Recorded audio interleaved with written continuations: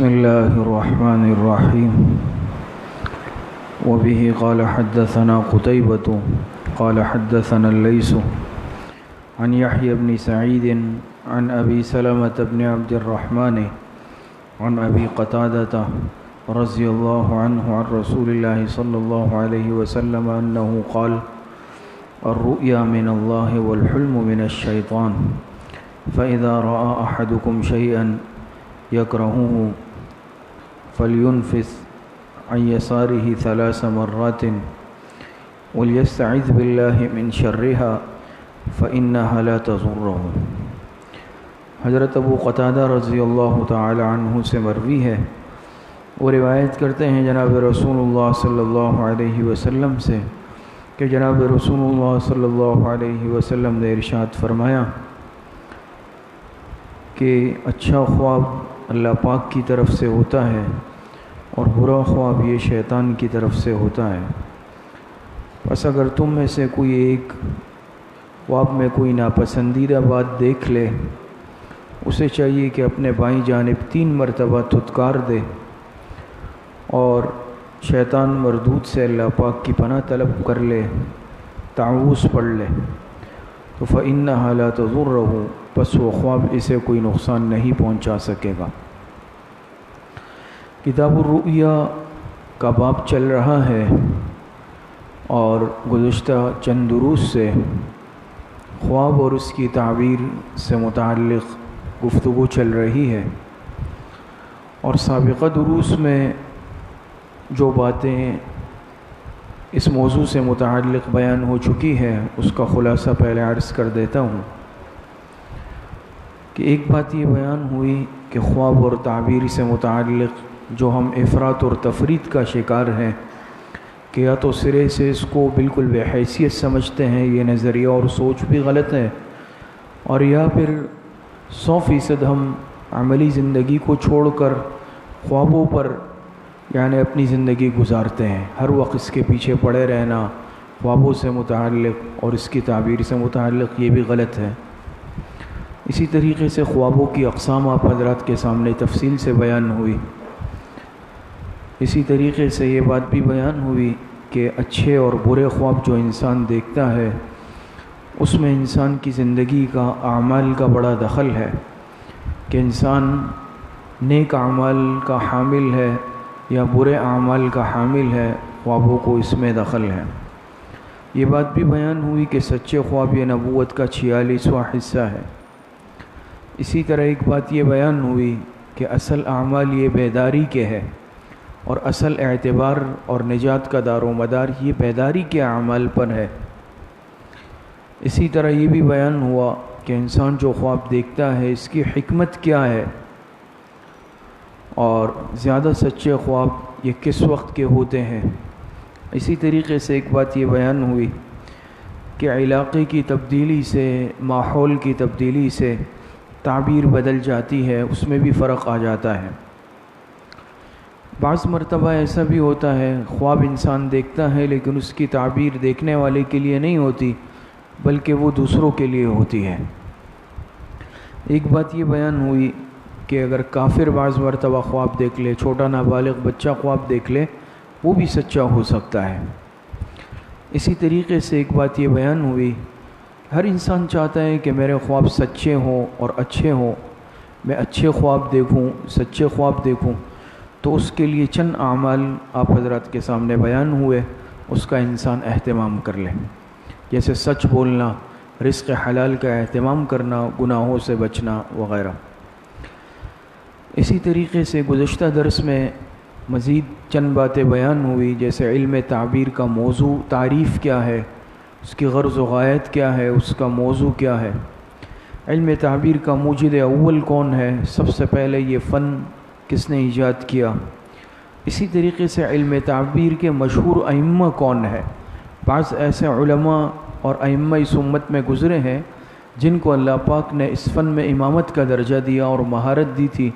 ان کے نام آپ حضرات کے سامنے ذکر ہوئے۔ اسی طریقے سے علم تعبیر کی مشہور کتابیں علماء نے جو لکھی کون کون سی ہیں وہ بھی آپ حضرات کے سامنے ذکر ہوئی، اور یہ بات بھی ذکر ہوئی کہ علم تعبیر کو جاننے کے لیے بعض دیگر علوم میں مہارت بھی ضروری ہے، اس کا بھی تذکرہ آپ حضرات کے سامنے بیان ہوا۔ آج کے درس میں جن موضوعات پر انشاءاللہ بات عرض کریں گے،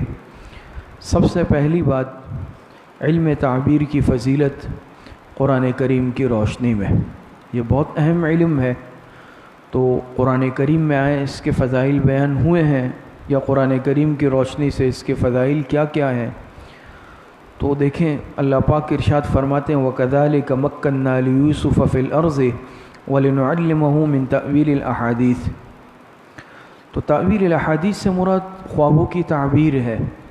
کہ اللہ پاک نے حضرت یوسف علیہ السلام کو جو انعامات عطا فرمائے، ان انعامات میں سے ایک انعام خوابوں کی تعبیر کا علم بھی تھا۔ اس کو اللہ پاک نے انعامات میں سے ذکر کیا، وَكَذَلِكَ مَكَّنَّا لِيُوسُفَ، جو انعامات اللہ پاک نے دیے، ان انعامات میں سے ایک انعام خوابوں کی تعبیر کا علم بھی تھا، اسے اللہ پاک نے انعامات میں سے شمار فرمایا ہے۔ اسی طرح قرآن کریم میں اللہ پاک ارشاد فرماتے ہیں لَقَدْ صَدَقَ اللَّهُ رَسُولَهُ الرُّؤْيَا بِالْحَقِّ۔ تو معراج کی رات، حضور معراج کے بعد جو واقعہ معراج ہوا، اس کے بعد حضور علیہ السلام نے ایک خواب دیکھا اور جس کی اللہ پاک نے تصدیق فرمائی۔ تو یاد رکھے جو چیز پیغمبروں کو بطور انعام کے عطا ہو، اللہ پاک کی طرف سے عطا ہو اور اللہ پاک اس کی تصدیق فرما دے، تو یہ سب سے افضل ہوتی ہے، اس کے افضل ہونے میں کوئی کلام نہیں ہے۔ لَقَدْ صَدَقَ اللَّهُ رَسُولَهُ الرُّؤْيَا بِالْحَقِّ، تو یہ بھی اللہ پاک کی طرف سے حضور علیہ السلام پر ایک انعام تھا کہ خواب بھی سچا اور پھر اللہ پاک نے اس کی تصدیق بھی فرمائی، تو بے شک یہ بہت بڑا انعام تھا۔ اسی طرح قرآن کریم میں ایک جگہ اللہ پاک ارشاد فرماتے ہیں، حضرت اسماعیل علیہ السلام اور حضرت ابراہیم علیہ السلام کا جو واقعہ ہے کہ انی ارا فی المنام انی اذبحک فانظر ماذا تری۔ حضرت ابراہیم علیہ السلام نے خواب میں دیکھا کہ اپنے بیٹے حضرت اسماعیل علیہ السلام کو ذبح کر رہے ہیں۔ تو اگر خواب اعلیٰ اور افضل چیز نہ ہوتی تو صرف خواب دیکھنے کی بنیاد پر حضرت ابراہیم علیہ السلام اپنے بیٹے اور اپنے لخت جگر کو ذبح فرماتے۔ خواب دیکھا اور ذبح کرنے کے لیے تیار ہو گئے، بلکہ چھری بھی چلائیے، تو بیٹا اولاد جیسی نعمت ان کو جب حضرت ابراہیم علیہ السلام خواب دیکھنے کی بنیاد پر ذبح کرنے کے لیے تیار ہوئے، تو معلوم ہوا کہ یہ خواب بے حیثیت اور معمولی چیز نہیں ہے، بلکہ یہ اعلیٰ اور افضل چیز تھی جس کی بنیاد پر حضرت ابراہیم علیہ السلام اتنی بڑی قربانی دینے کے لیے تیار ہوئے۔ دوسری بات، علم تعبیر کی فضیلت احادیث مبارکہ کی روشنی میں حدیث شریف میں آتا ہے کہ علم تعبیر یہ حضرت یوسف علیہ السلام کا ایک علمی معجزہ تھا۔ انبیاء اکرام کو اللہ پاک معجزات دیتے ہیں، یہ ان کا ایک علمی معجزہ تھا کہ ایسی تعبیر کا فن اللہ پاک نے سکھایا کہ جو خواب بیان کرتا اس بالکل ٹھیک ٹھیک تعبیر بتاتے ہیں، اور اس کی باقاعدہ قرآن کریم میں مثالیں موجود ہیں، دوبارہ ہم بیان نہیں کریں گے۔ گزشتہ دروس میں بیان ہوا کہ ایک قیدی ان کے ساتھ جیل میں قید تھے، انہوں نے خواب دیکھا، حضرت یوسف علیہ السلام نے تعبیر بتائی، اسی طرح ہوا۔ مصر کے بادشاہ نے خواب دیکھا، اس کی حضرت یوسف علیہ السلام نے تعبیر بھی بتائی، تدبیر بھی بتائی۔ اسی طرح حضرت انس رضی اللہ تعالی عنہ سے مروی ہے کہ جناب نبی کریم صلی اللہ علیہ وسلم نے ارشاد فرمایا الرؤیا جزء من 46 جزءا من النبوت، کہ خواب یہ نبوت کا 46واں حصہ ہے، جز ہے۔ اسی طرح حضرت عبداللہ ابن عباس رضی اللہ تعالی عنہ سے روایت ہے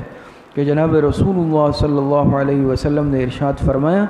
کہ خواب یہ بھی وحی کی ایک قسم ہے جس کے ذریعے سے اللہ پاک خواب دیکھنے والے کو اس بھلائی یا برائی پر پہلے سے مطلع فرما دیتے ہیں جو اس کو آئندہ پہنچنے والی ہوتی ہے۔ اسی طرح حضرت ابو ہریرہ رضی اللہ تعالی عنہ سے مروی ہے کہ جب جناب نبی کریم صلی اللہ علیہ وسلم بیمار ہو گئے تو صحابہ اکرام پریشان ہوئے اور حضور علیہ السلام کی خدمت میں حاضر ہوئے اور عرض کہ اللہ کے رسول آپ ہمیں کار خیر پر مطلع فرماتے تھے، اور اب آپ بیمار ہوئے تو اب ہمیں کون اس طرح کی باتیں ارشاد فرمائے گا؟ حضور علیہ السلام نے ارشاد فرمایا کہ کہ بعد وفاتی انقطع الوحی ولا ينقطع المبشرات، کہ میرے دنیا سے جانے کے بعد وحی کا سلسلہ تو منقطع ہو جائے گا لیکن مبشرات کا سلسلہ جاری رہے گا، وہ منقطع نہیں ہوگا۔ صحابہ نے عرض کیا اللہ کے رسول مبشرات کیا ہے؟ آپ علیہ الصلاۃ والسلام نے ارشاد فرمایا کہ الرؤیا الصالحۃ التی یراها المرء الصالح، یہ وہ سچا خواب ہے جو نیک آدمی دیکھے گا۔ تو اس کا سلسلہ جاری ہے مبشرات کا، اور قیامت تک جاری رہے گا کہ نیک لوگوں کو اللہ پاک سچے خواب دکھلائیں گے۔ اسی طرح حضرت ابو سعید خدری رضی اللہ تعالی عنہ سے روایت ہے کہ ایک دن جناب نبی کریم صلی اللہ علیہ وسلم صحابہ اکرام سے ارشاد فرما رہے تھے کہ تم میں سے اگر کوئی اچھا خواب دیکھے تو اسے چاہیے کہ اللہ پاک کا شکر ادا کرے اور اس خواب کو اپنے مسلمان بھائیوں اور دوستوں کے سامنے ذکر کرے، اور اگر کوئی برا خواب دیکھے تو تعوذ پڑھے، اعوذ باللہ من الشیطان الرجیم پڑھے، اور وہ برا خواب کسی کے سامنے بیان نہ کرے۔ تو یہ کچھ احادیث مبارکہ ذکر ہوئی جس سے علم تعبیر کی فضیلت ظاہر ہوتی ہے۔ نمبر 3، علم تعبیر کی فضیلت صحابہ اکرام رضوان اللہ علیہم اجمعین اور بزرگان دین کے اقوال سے۔ حضرت عبداللہ ابن عباس رضی اللہ تعالی عنہ کا قول ہے کہ سب سے پہلی نعمت جو حضور علیہ الصلاۃ والسلام کو اللہ پاک نے عطا فرمائی وہ یہ تھی کہ حضور علیہ الصلاۃ والسلام نے خواب میں ایک فرشتے کو دیکھا جو حضور علیہ الصلاۃ والسلام سے ہم کلام ہوا، آپ سے گفتگو کی اور عرض کیا کہ اے محمد صلی اللہ علیہ وسلم، آپ کو خوشخبری ہو کہ آپ کو اللہ پاک اپنے انبیاء کے گروہ میں آپ کو اللہ پاک نے ممتاز فرمایا، سب سے بڑا درجہ عطا فرمایا، اور آپ کو خاتم الانبیاء بنایا ہے، آپ پر نبوت کا سلسلہ ختم ہو جائے گا۔ تو اس سے معلوم ہوا کہ خواب یہ ایک اعلیٰ اور افضل نعمت ہے جس کی خوشخبری حضور علیہ الصلاۃ والسلام کو سنائی گئی۔ اسی طرح حضرت ہشام ابن عروہ اپنے والد حضرت عروہ سے روایت کرتے ہیں کہ انہوں نے فرمایا کہ قرآن کریم میں جو اللہ پاک نے ارشاد فرمایا نا، لہم البشریٰ فی الحیات الدنیا، لہم البشریٰ فی الحیات الدنیا، تو فرماتے ہیں کہ اس بشرا، اس خوشخبری اور بشارت سے مراد نیک بندوں کا خواب ہے۔ اسی طریقے سے حضرت علامہ امام ابن سیرین رحمۃ اللہ علیہ جو خوابوں کی تعبیر کے امام ہے، وہ فرماتے ہیں کہ علم تعبیر اور دیگر علوم میں یہ فرق ہے کہ دیگر علوم جو ہیں وہ اپنے اصول کے تابع ہیں، ہر علم کے اپنے اصول ہوتے ہیں، جیسے ہم کہتے ہیں بھئی یہ اصول تفسیر ہے، یہ اصول حدیث ہے، یہ اصول فقہ ہے، یہ اصول منطق ہے، تو ہر علم کے اپنے اصول ہوتے ہیں اور اس علم کے اصول کے خلاف نہیں کیا جا سکتا۔ بات سمجھ میں آ رہی ہے؟ اور اس کا کے خلاف اگر کریں گے تو پھر یہ قیاس قابل تعبیر نہیں ہوتا۔ لیکن یہ جو علم تعبیر کا فن ہے یہ ایک ایسا عجیب فن ہے کہ یہ کسی خاص اصول پر قائم نہیں رہتا، ایک اصول پر قائم نہیں رہتا، اس کے اصول بدلتے رہتے ہیں، حالات کے بدلنے سے اور احوال کے بدلنے سے اس کے جو اصول ہے وہ تبدیل ہو جاتے ہیں۔ معلوم ہوا یہ ایک نازک علم ہے، نازک فن ہے، اور جو نازک چیز ہوتی ہے وہ قیمتی ہوتی ہے، اعلیٰ ہوتی ہے۔ تو بہرحال قرآن کریم کی آیات سے، احادیث مبارکہ سے، اقوال صحابہ سے، اقوال بزرگان سے معلوم ہوا کہ علم تعبیر یہ ایک فضیلت والا علم ہے۔ اب چند باتیں علم تعبیر سے متعلق۔ ایک بات یہ ہے علماء نے لکھی کہ کن لوگوں سے خواب کی تعبیر نہیں پوچھنی چاہیے، جائز نہیں ہے۔ 4 قسم کے لوگ ذکر کیے ہیں۔ حضرت امام جعفر صادق رحمۃ اللہ علیہ خود بھی اس فن کے بہت بڑے امام گزرے ہیں جو اہل بیت میں سے ہیں۔ حضرت امام جعفر صادق رحمۃ اللہ علیہ فرماتے ہیں کہ 4 طرح کے لوگوں سے خواب کی تعبیر نہیں پوچھنی چاہیے، جائز نہیں ہے پوچھنا۔ نمبر 1، بے دین لوگوں سے، جن میں دینداری نہ ہو، جو شریعت کے پابند نہ ہو، ان سے خواب کی تعبیر نہیں پوچھنی چاہیے۔ بات سمجھ میں آ گئی ہے؟ نمبر 2، عورتوں سے خواب کی تعبیر نہیں پوچھنی چاہیے، یہ ناقصات العقل ہوتی ہے، ان کی عقل ناقص ہے، صحیح تعبیر نہیں بتا سکتی۔ نمبر 3، جاہلوں سے، جاہل سے مراد جو علم دین سے ناواقف ہے،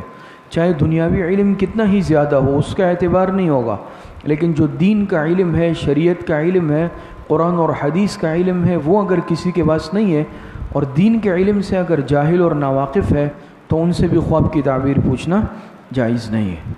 نمبر 4، دشمن سے اگر انسان سمجھتا ہے یہ شخص میرا خیر خواہ نہیں ہے، یہ میرا دشمن ہے، مخالف ہے، حاسد ہے، تو اس صورت میں ایسے شخص سے بھی خواب کی تعبیر پوچھنا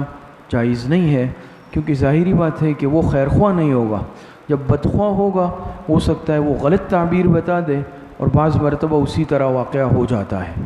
تو یہ 4 قسم کے لوگ وہ ہیں کہ ان سے خواب کی تعبیر نہیں پوچھنی چاہیے۔ اسی طرح ایک بات یہ ہے کہ جو شخص خواب کی تعبیر بتانے والا ہے اس کو کن آداب کی رعایت رکھنی چاہیے، اس میں کن آداب، کون سی شرائط اس میں ہونی چاہیے اور کون سے آداب کی رعایت اسے رکھنی چاہیے۔ نمبر 1، علماء نے لکھا کہ وہ عالم دین ہو، دین کا عالم ہو جو تعبیر بتائے، اسے شریعت اور دین کا علم حاصل ہو۔ نمبر 2، وہ عام لوگوں کے احوال سے اور عادات سے، اطوار سے، خصائل سے واقف ہو۔ اور بظاہری والے تعبیر کا اس میں بہت بڑا دخل ہوتا ہے، آگے ایک واقعہ بھی آئے گا تو اس سے آپ حضرات سمجھ جائیں گے کہ خواب کی تعبیر بتانے میں سامنے والے کی حالت کا بہت بڑا دخل ہوتا ہے کہ یہ نیک ہے یا یہ بے دین ہے۔ تو خواب کی تعبیر بتانے والے کے لیے ضروری ہے کہ یہ جو شخص پوچھ رہا ہے یہ اس کے احوال سے واقف ہو۔ اسی طریقے سے تعبیر بتانے والے کو چاہیے کہ وہ اکل حرام سے، حرام مال کھانے سے، حرام سے اپنے آپ کو بچائے اور گناہوں سے اجتناب کرنے والا ہو۔ اسی طریقے سے معبر کے لیے لازم ہے کہ وہ سائل یعنی جو سوال کر رہا ہے، خواب بیان کر رہا ہے، اس کے خواب کو خوب غور و فکر اور توجہ سے سنیں، بے دہانی سے نہیں، بلکہ اس کے ایک ایک جز کو، ایک ایک لفظ کو خوب غور و فکر اور سمجھداری کے ساتھ سنیں اور پھر تعبیر بتائیں۔ اسی طریقے سے بعض مرتبہ ایسا ہے کہ بعض اس طرح کے خواب ہوتے ہیں کہ اس کی کوئی تعبیر نہیں ہوتی، بے ربط۔ ایسا ہوتا ہے نا کہ اس نے خواب بیان کہ میں نے یہ دیکھا، پھر بات درمیان میں بھول گیا، پھر کہا میں نے بعد میں یہ دیکھا، پھر بھول گیا۔ ایک بے ربط قسم کا خواب، جوڑ نہ ہو، دیکھنے والے کو خود سے یاد نہیں ہو، تو ایسے خواب کی تعبیر بیان نہیں کرنی چاہیے۔ اور اسی طریقے سے اگر تعبیر دینے والے کو، بتانے والے کو خود کوئی تعبیر سمجھ میں نہیں آ رہی ہے اس وقت، بعض مرتبہ ایسا ہو جاتا ہے انسان ہے کہ اس کے کچھ سمجھ میں نہیں آ رہا کہ اس کی کیا تعبیر ہے، تو پھر ہرگز بیان نہیں کرے، اپنے طرف سے خواب کی تعبیر قطعی طور پر بیان نہ کی جائے۔ اسی طریقے سے بعض علماء نے لکھا کہ قبرستان میں بھی کسی کو خواب کی تعبیر بیان نہ کی جائے۔ اسی طریقے سے ایک بات یہ لکھی، اس کے مذہب سے، اس کے سیرت اور احوال سے اچھی طرح واقف ہو، اس چیز کا بھی بہت دخل ہوتا ہے۔ اور ایک بات یہ ہے کہ تعبیر بتانے والا اس فن میں ماہر ہو، اتنا ماہر ہو جیسے کہ ایک طبیب جو ہوتا ہے مریضوں کے علاج میں مہارت رکھتا ہے نا، اسپیشلسٹ ہوتا ہے، ہم کہتے ہیں یہ ڈاکٹر ہے اور یہ اسپیشلسٹ ہے اس چیز کا، تو وہ خوابوں کی تعبیر بتانے کا بھی ماہر اور اسپیشلسٹ ہو، تبھی خواب کی تعبیر عزیز بننے کے لیے، دنیاوی فوائد اور مقاصد حاصل کرنے کے لیے، کسی بھی قسم کے مذموم مقاصد کی نیت سے جھوٹا خواب بیان کرنا جو اس نے دیکھا ہی نہیں ہے کہ لوگوں میں میری شہرت ہو جائے، یہ انتہائی خطرناک اور بڑا گناہ ہے۔ اور حدیث میں بھی اس پر سخت وعید آئی ہے کہ جو ایسے جھوٹے خواب بیان کرے تو قیامت کے دن اس کو پابند کیا جائے گا کہ یہ جو کے 2 دانوں میں گرا لگا لے۔ جو کا دانہ ہوتا ہے نا، جو کے 2 دانے ہیں، اللہ پاک فرمائیں گے اس میں گرا لگاؤ۔ گرا لگا سکتا ہے کوئی؟ نہیں لگا سکتا، تو سزا ملے گی۔ اسی طریقے سے سائل کو چاہیے کہ وہ سچا ہو اور دیانتدار ہو، اس کے مزاج میں جھوٹ نہ ہو، اس کے مزاج میں خیانت نہ ہو، وہ دیانتدار بھی ہو اور سچا بھی ہو۔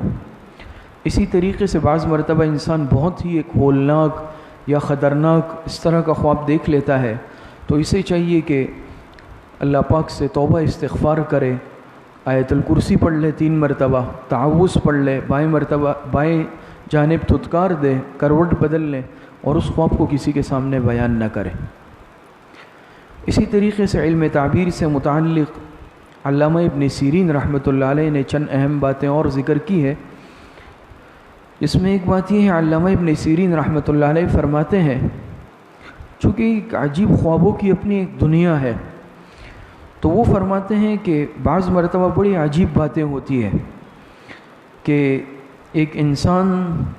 خواب دیکھتا ہے، اس میں کوئی خیر اور بھلائی کی چیز دیکھتا ہے، یا بعض مرتبہ انسان خواب دیکھتا ہے اور اس میں کوئی شر اور مصیبت دیکھتا ہے اور بیدار ہونے کے بعد اسی طرح ہو جاتا ہے بعینی۔ ہو سکتا ہے آپ حضرات میں بھی کسی نے تجربہ کیا ہو، ایک انسان خواب دیکھ لیتا ہے، اس میں بڑی اچھی بھلائی اور خیر دیکھتا ہے اور بیدار ہونے کے بعد اس کے ساتھ اسی طرح کا اچھا معاملہ ہو جاتا ہے۔ بعض مرتبہ کوئی شر مصیبت آفت دیکھ لیتا ہے اور بیدار ہونے کے بعد اس کے ساتھ وہی حالات پیش آ جاتے ہیں، وہ یہ ہو سکتا ہے۔ اسی طرح علامہ ابن سیرین رحمۃ اللہ علیہ فرماتے ہیں کہ بعض مرتبہ ایک ایسا آدمی جو غبی ہے، کن ذہن ہے، جیسے کن ذہن ہوتا ہے نا، بعض لوگ ذہین ہوتے ہیں، چھوٹی سی چیز دیکھ لیتے ہیں فوراً یاد ہو جاتی ہے، بعض کن ذہن غبی کمزور ہوتے ہیں، ان کو معمولی چیزیں بھی یاد نہیں ہوتی، ایک شعر بھی یاد نہیں ہو سکتا ہے، صحیح طور پہ پڑھنے پہ قادر نہیں ہوتے، لیکن وہ خواب میں بڑے لمبے چوڑے اشعار پڑھ لیتے ہیں اور لمبی لمبی عبارتیں پڑھ لیتے ہیں، اور فرماتے ہیں عجیب بات یہ ہے کہ بیدار ہونے کے بعد بھی وہ بیان کر لیتے ہیں۔ ایسا ہوتا ہے، ایسے واقعات ذکر کیے گئے کہ وہ آدمی غبی ہے، وہ ایک دو حرف اس کو یاد نہیں ہوتے، لیکن خواب میں لمبی لمبی عبارتیں پڑھ لی، آیتیں پڑھ لی، عربی اشعار پڑھ لیے اور بیدار ہونے کے بعد بھی اسی طرح سنا دیے۔ اسی طریقے سے فرماتے ہیں کہ بعض مرتبہ ایک آدمی وہ علم کے اعتبار سے ان پڑھ ہوتا ہے، جاہل ہوتا ہے، پڑھا لکھا نہیں ہوتا، لیکن وہ خواب میں اس طرح کے کلمات جو علمی نکات، علمی کلمات، دانائی کی باتیں وہ بیان کر لیتا ہے اور بیدار ہونے کے بعد بھی اس کے زبان پہ جاری ہو جاتی ہے۔ ایسا ہو سکتا ہے، ممکن ہے، اللہ پاک کے ہاتھ میں اللہ پاک کی قدرت ہے۔ اسی طریقے سے ایک دو باتیں علامہ ابن سیرین رحمۃ اللہ علیہ فرماتے ہیں خواب سے متعلق اہم باتیں، کہ جو خواب رات کے بالکل پہلے حصے میں دیکھا جائے، ابتدائی، اب دیکھیں رات کے اگر آپ 3 حصے کر لیں، جیسے عشاء کے بعد انسان جلدی سو گیا تو یہ رات کا ابتدائی حصہ ہے، پھر آئے گا رات کا ایک درمیانی حصہ، پھر آئے گا رات کا آخری حصہ جو یعنی صبح صادق سے کچھ پہلے کا ہے۔ آپ سمجھ رہے ہیں، رات کو 3 حصوں میں تقسیم کر دیں تو علامہ ابن سیرین فرماتے ہیں جو خواب رات کے ابتدائی حصے میں دیکھ لیا جائے بالکل شروع میں، اس کی تعبیر 5 سال تک میں ظاہر ہو سکتی ہے، اس کی تعبیر 5 سال میں ظاہر ہو سکتی ہے، اور جو خواب رات کے درمیانی حصے میں دیکھ لیا جائے، درمیانے شب میں، اس کی تعبیر 5 مہینے میں ظاہر ہو سکتی ہے، اور جو خواب بالکل رات کے آخری حصے میں اور صبح صادق کے وقت بالکل فجر سے پہلے دیکھا جائے، اس کی تعبیر 10 دن کے اندر ظاہر ہو سکتی ہے، اور سب سے زیادہ سچا خواب بھی بالکل صبح صادق کے وقت کا ہوتا ہے، فجر کے بعد نہیں، فجر سے پہلے کی بات ہو رہی ہے، چونکہ اس وقت علماء نے لکھا ہے ذہن بالکل تازہ ہوتا ہے، انسان خالی ذہن ہوتا ہے، تو اس وقت جو خواب دیکھتا ہے اس کی تعبیر بھی جلدی ظاہر ہوتی ہے اور وہ خواب زیادہ سچا بھی ہوتا ہے، یہ بات پہلے بھی گزر چکی ہے۔ اور ایک واقعہ بھی ذکر کیا ہے علامہ ابن سیرین نے، عجیب واقعہ، جیسے میں نے ابھی ذکر کیا نا کہ انسان کے احوال سے تعبیر بدلتی ہے۔ علامہ ابن سیرین رحمۃ اللہ علیہ کے پاس ایک شخص آیا اور عرض کیا کہ حضرت میں نے خواب دیکھا ہے کہ میں خواب میں نماز کے لیے اذان دے رہا ہوں، کیا کر رہا ہوں؟ اذان دے رہا ہوں۔ علامہ ابن سیرین رحمۃ اللہ علیہ نے فرمایا کہ تم حج کرو گے، تمہارے لیے حج کی خوشخبری ہے۔ اسی وقت ایک اور شخص آیا، اس نے کہا کہ حضرت میں نے خواب دیکھا ہے کہ میں نماز کے لیے اذان دے رہا ہوں۔ وہی خواب دیکھا نا، کہا کہ تم پر چوری کی تہمت لگے گی، چوری کا الزام لگے گا۔ وہ جب گئے تو حاضرین نے عرض کیا حضرت دونوں افراد نے ایک طرح کا خواب دیکھا، ایک جیسے، اور دونوں کو آپ نے تعبیر بالکل الگ الگ بتائی۔ دونوں نے دیکھا نا کہ اذان دے رہے ہیں، ایک کو کہا حج کرو گے، دوسرے کو کہا تم پر چوری کی تہمت لگے گی۔ علامہ ابن سیرین نے فرمایا اصل میں جو پہلا شخص آیا اس نے کہا کہ میں نے اذان دی ہے خواب میں، تو مجھے اس کے چہرے پر تقویٰ کے، نیکی کے اور صلح کے آثار نظر آئے۔ تو قرآن کریم میں اللہ پاک ارشاد فرماتے ہیں، یہ آیت ہے نا، وَأَذِّن بِالنَّاسِ فِي الْحَجِّ يَأْتُوكَ رِجَالًا وَعَلَىٰ كُلِّ ضَامِرٍ يَأْتِينَ مِنْ كُلِّ فَجٍّ عَمِيقٍ، جس میں حج کا مفہوم ہے۔ میرا ذہن قرآن کی اس آیت کی طرف گیا، وَأَذِّن فِي النَّاسِ بِالْحَجِّ، تو اس کی تعبیر مجھے معلوم ہوئی کہ یہ شخص حج کرے گا۔ دوسرے شخص نے جب خواب بیان کیا کہ میں نے اذان دی ہے، مجھے اس کے چہرے پر شرارت کے آثار نظر آئے کہ وہ شخص متقی نہیں تھا، اس کے چہرے پر شرارت کے آثار نظر آئے، نافرمانی کے آثار نظر آئے، تو میرا ذہن قرآن کی اس آیت کی طرف گیا، فَأَذَّنَ مُؤَذِّنٌ بَيْنَهُمْ، یہ قرآن سورہ یوسف میں نا، فَأَذَّنَ مُؤَذِّنٌ أَيَّتُهَا الْعِيرُ إِنَّكُمْ لَسَارِقُونَ، جس میں چوری سے متعلق مضمون ہے۔ تو دیکھیں دو افراد ہے، خواب ایک جیسا لیکن احوال مختلف، تو انہوں نے تعبیر بھی مختلف بتائی ہے۔ بات سمجھ میں آ رہی ہے؟ تو عرض کرنے کا مقصد یہ ہے کہ احوال کی وجہ سے بعض مرتبہ تعبیر میں فرق بھی آ جاتا ہے، اور یہ ایک ایسا باریک اور ایک وہابی علم ہے کہ انسان اس کے بارے میں کوئی حتمی رائے قائم نہیں کر سکتا۔ جیسے میں نے شروع میں عرض کیا کہ علماء نے لکھا ہے کہ یہ ایسا ایک نادر اور نازک فن ہے کہ یہ اپنے کسی ایک خاص اصول پر قائم بھی نہیں رہتا، بلکہ احوال کے بدلنے سے، ماحول کے بدلنے سے، جگہ کے بدلنے سے اس کے اصول بھی بدل جاتے ہیں۔ اللہ پاک صحیح عمل کی توفیق عطا فرمائے۔ الحمدللہ رب العالمین والعاقبۃ للمتقین۔